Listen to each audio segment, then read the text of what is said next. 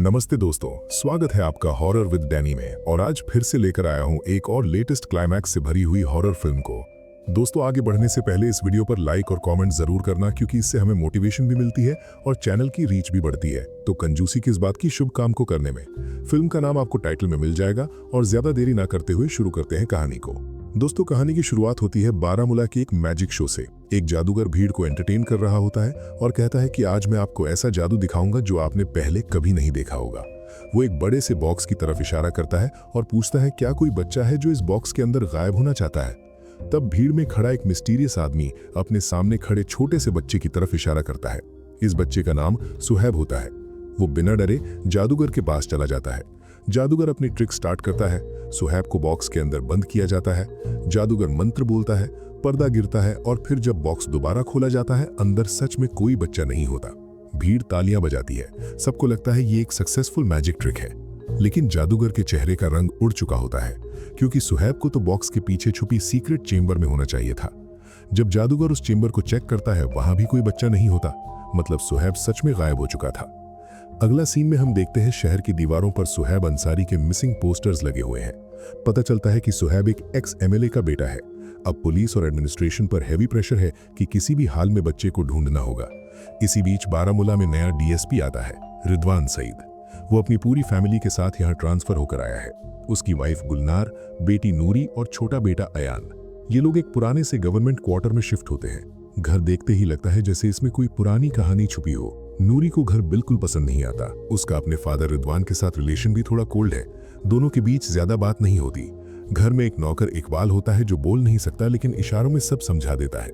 वो इस घर में बहुत पहले से रह रहा है। पहली ही रात से घर में अजीब चीजें नोटिस होने लगती हैं। कभी अलमारी से चीजें अपने आप गिरती हैं, कभी किसी बंद कमरे से खाने की स्मेल आती है। नूरी को अपने रूम में कुत्ते की स्मेल आती है, लेकिन कोई कुत्ता नजर नहीं आता। दीवार पर एक जगह काफिर लिखा हुआ मिलता है, जो नूरी को डिस्टर्ब करता है। इधर रिदवान अपना चार्ट संभाल लेता है। उसके सामने सबसे बड़ा केस सुहैब के डिसअपीयरेंस का होता है। सब लोग मैजिक शो वाले जादूगर को ही दोषी मान रहे होते हैं। पुलिस भी वही थ्योरी फॉलो कर रही होती है, लेकिन रिदवान का दिमाग लॉजिकल है। वो जादूगर से मिलने जाता है और उससे पूछता है कि उस दिन एग्जैक्टली क्या हुआ था। जादूगर रिदवान को अपना बॉक्स दिखाता है और बताता है कि कैसे इस ट्रिक में बच्चा बॉक्स के पीछे छुपी सीक्रेट चेंबर में छुप जाता है। लेकिन उस दिन जब बॉक्स खोला गया, चेंबर में बच्चा नहीं था, बल्कि सिर्फ कुछ कटे हुए बाल पड़े थे। जादूगर कहता है कि उसे लगता है किसी ने उसे फंसाने के लिए सुहैब को उसके शो में यूज किया। रिदवान समझ जाता है कि जादूगर शायद इनोसेंट है और असली गेम किसी और का है। इसी बीच फिल्म हमें दो नए कैरेक्टर्स दिखाती है, जुनैद और खालिद। ये दोनों किसी भाईजान के लिए काम करते हैं। भाईजान को दोनों ने कभी देखा नहीं, सिर्फ एक डिस्टॉर्टेड एआई वॉइस में उसके ऑर्डर्स आते हैं। खालिद का काम है स्कूल के बच्चों से दोस्ती करना, उन्हें इम्प्रेस करना, उनका ब्रेन वॉश करना।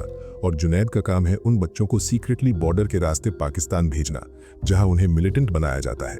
ये एक ऑर्गेनाइज्ड नेटवर्क है। रात के टाइम अयान अपने घर में किसी बच्चे की तरह हंसी सुनता है। वो एक बंद कमरे की तरफ जाता है और उसे एक छोटा काला साया दिखता है जो उसके साथ खेलता है। अयान बिल्कुल भी नहीं डरता, जैसे वो साया उसे पहले से जानता हो। इधर नूरी इंटरनेट पर खालिद से फ्रेंड रिक्वेस्ट एक्सेप्ट कर लेती है। खालिद उससे फ्रेंडली बातें करता है। नूरी को लगता है उसे फाइनली बारामूला में कोई दोस्त मिल गया है। अगले दिन फरूक नाम का एक बच्चा जो पत्थरबाजी ग्रुप में इन्वॉल्व होता है, अपनी फैमिली के साथ झील पर जाता है। अचानक वो भी गायब हो जाता है। जब फैमिली सर्च करती है, झील के किनारे सिर्फ कुछ कटे हुए बाल मिलते हैं, बिल्कुल सुहैब की तरह। अब रिदवान का दिमाग घूम जाता है।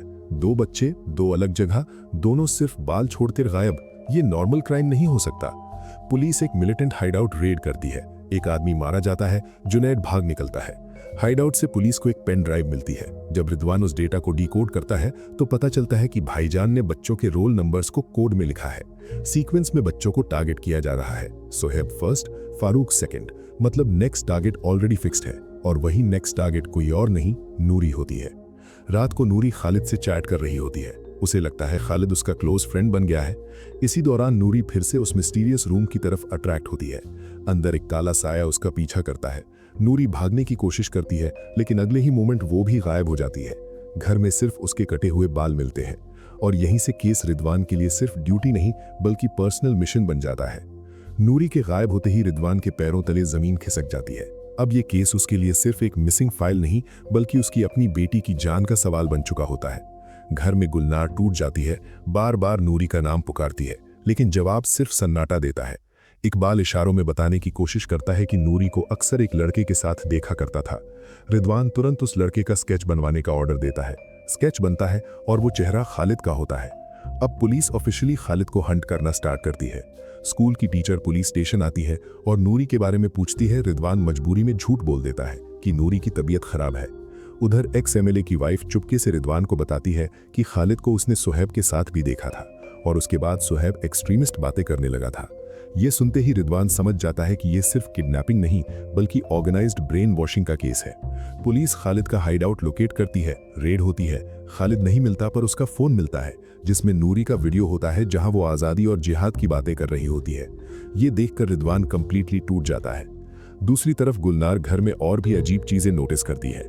एक बंद कमरे से रोज रात मछली और चावल की स्मेल आती है। एक दिन वो छुपकर देखती है इकबाल उस कमरे में प्लेट रख रहा होता है जैसे किसी को खिला रहा हो। जब गुलनार अंदर जाकर देखती है वहां कोई नहीं होता, लेकिन अचानक इकबाल बोलने लगता है जबकि वो बोल नहीं सकता था।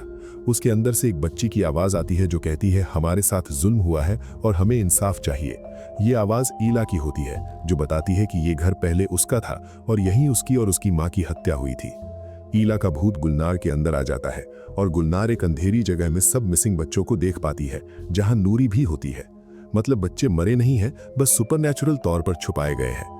गुलनार ये सब रिदवान को बताती है पर रिदवान पहले नहीं मानता।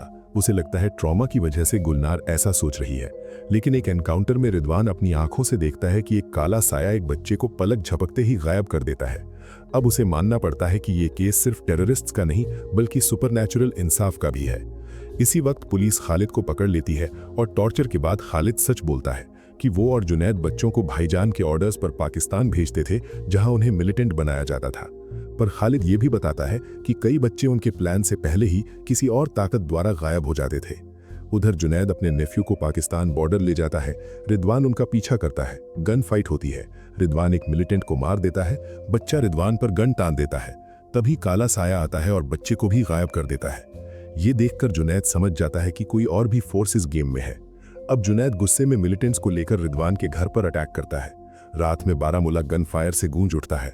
रिदवान अपनी फैमिली को बचाने के लिए लड़ता है। इसी बीच रिदवान और गुलनार को हेलुसिनेशंस होने लगते हैं जिसमें वो देखते हैं कि सालों पहले इसी घर में एक कश्मीरी पंडित फैमिली रहती थी। डॉक्टर, उनकी वाइफ, बेटी ईला, बच्चा, नौकर और उनका कुत्ता। मिलिटेंट्स उनके घर पर हमला करते हैं। डॉक्टर से धर्म बदलने को कहते हैं। मना करने पर उन्हें मार देते हैं। ईला और उसकी मां छुप जाती है। बचने के लिए मां ईला के बाल काटकर उसे लड़का बना देती है, लेकिन एक छोटी लड़की उन्हें बिट्रे करके मिलिटेंट्स को छुपा हुआ कमरा दिखा देती है और फिर ईला और उसकी मां को भी मार दिया जाता है। ये पुराना जुल्म ही ईला के भूत की वजह था। प्रेजेंट में जुनैद स्कूल टीचर को हॉस्टेज बनाकर लाता है और धमकी देता है।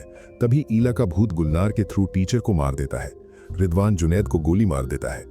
फिर टीचर के फोन से रिंगटोन बजती है, वही भाईजान का नंबर। मतलब जो सालों से बच्चों को मिलिटेंट बना रहा था, जो इस पूरे नेटवर्क का मास्टरमाइंड था, वो स्कूल टीचर ही थी। वही लड़की जिसने बचपन में ईला को बिट्रे किया था। आज ईला ने अपना बदला पूरा कर लिया।